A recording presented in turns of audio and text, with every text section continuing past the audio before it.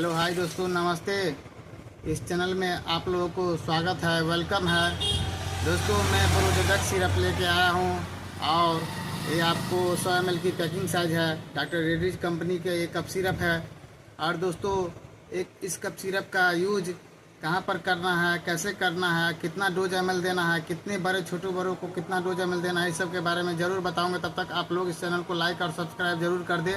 दोस्तों, प्रोजेडक सिरप का इस्तेमाल बड़े व्यक्तियों में, जैसे कि फेफड़े में बहुत ज़्यादा बलगम हो, या उसको खांसी के साथ साथ बलगम आता हो, या सूखी खांसी हो, या ब्रोंकाइटिस हो, या उसको फेफड़े में ट्यूबरकुलोसिस हो, ज़रूर उस अवस्था में दोस्तों प्रोजेडक सिरप का इस्तेमाल कर सकते हैं। धन्यवाद।